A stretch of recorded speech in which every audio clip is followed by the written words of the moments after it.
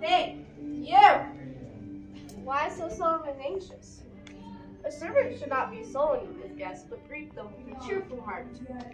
You see before you a man who is your Lord's friend, and you greet him with a gloomy, frowning face because of your zeal about the strange woman's death. Come here and let me make you a little wiser. Isn't know the nature of human life? Don't think you do. You couldn't. Listen to me. All mortals must die. Is it one who knows if he'll be alive tomorrow morning? Who knows where fortune will lead? Nobody can teach it. Nobody can write it by rules. So, rejoice in what you hear and learn from me. Count each day as it comes as life, and leave the rest to fortune. Above all, honor the love goddess, the sweetest of all the gods to mortal men, a kindly goddess. But all the rest aside. Trust in what I say, and give them the eyes as I believe. Get rid of this gloom. Rise superior to fortune. Crown yourself with flowers and drink with me, won't you?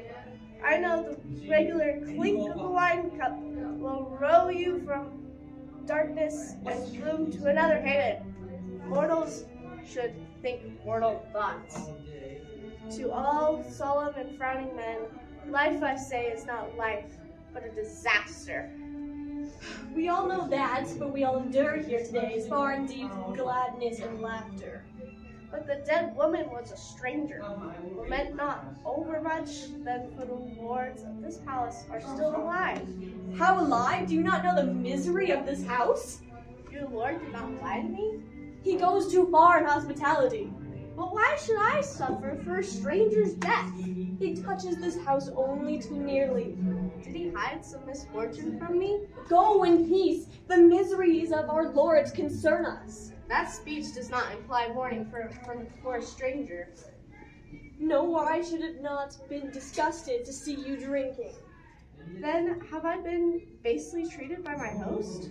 You did not come to this house at a welcome hour. We are in mourning. You see my head is shaved and the black garments I wear? But who then is dead? One of the children? The old father? Oh, stranger, Amidus no longer has a wife. What? And yet I was received in this way? He was ashamed to send you away from his house. Oh, hapless one, what a life you have lost. Not she alone, but the rest of us are lost. I felt there was something when I saw his tear-wet eyes, his shaven head, his distracted look, but he persuaded me he was taking the body of a stranger to the grave. Against my will, I entered these aids, and drank in the home of this generous man, and he in such grief. And shall I drink at such a time with garlands of flowers on my head? You, why did you not tell me that such misery had come upon this house? Where is he burying her? Where shall I find him? Beside the straight road which leads to the Larsa, you will see a tomb of polished stone outside the walls. Oh, heart of me, much enduring heart. Oh, right arm. Now indeed must you show what son was born to Zeus by Alcestis, the Tyrian, daughter of Electron. For I must save this dead woman, and bring back Alcestis to this house as a grace to Aeneas. I shall watch her death, the black robed lord of the dead, and I know I shall find him near the tomb, drinking the blood of the sacrifices. If I can leap upon him from an ambush, seize him, grasp him in my arms, no power in the world shall tear his bruised sides from me until he has yielded up this woman. If I miss my prey, if he does not come near bleeding sacrifice, I will go down to Kor and her lord in their sunless dwelling, and I will make my entreaty to them. And I know that if they will give me Alcestis to bring back to the hands of the host who welcomed me, who did not repulse me from his house, though he was smitten with heavy woe, which most nobly he hid from me, nor would be a warmer welcome in Thessaly or in all the dwellings of the list. He shall not say he was generous to an ingrate. Alas, hateful approach, hateful sight of my widowed house. Oh me, alas. Whither shall I go? Where rest? What can I say? What refrain from saying? Why can I not die?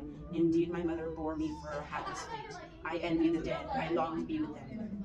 Theirs are the dwellings where I would be. Without pleasure, I look upon the light of day, and set my feet upon the earth so precious. A hostage has death taken from me to deliver unto Hades. Go forward. Enter your house. Alas.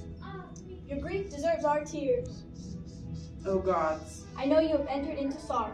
Woe. Yet you bring no aid to the dead. O me.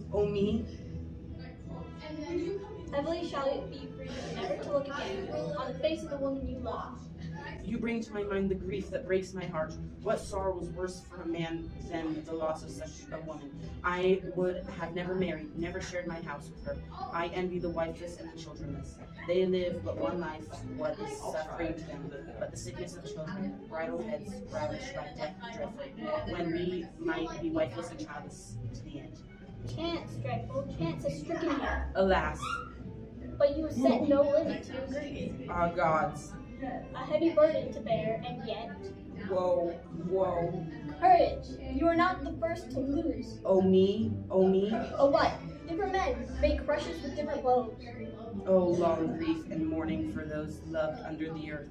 Why did you stay me from casting myself into the hollow grave to lie down forever in death by the best of women?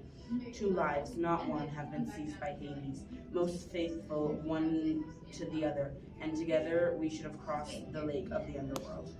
A son most worthy of tears was lost to one of my house. Yet childless, he suffered with courage, though the white was thick in his hair, and a day's worth bars there.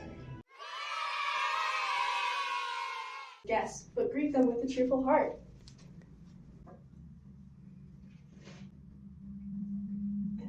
Oh, yeah, my bad. Alas, hateful approach, hateful sight of my widowed house. Oh me, alas, whither shall I go? Where rest? What can I say? What refrain from saying? Oh, the gods to mortal men, a kindly goddess, but all the rest is silent. Trust in what I say. Upon the light of day and Bro, you're weeping. You're supposed to be crying.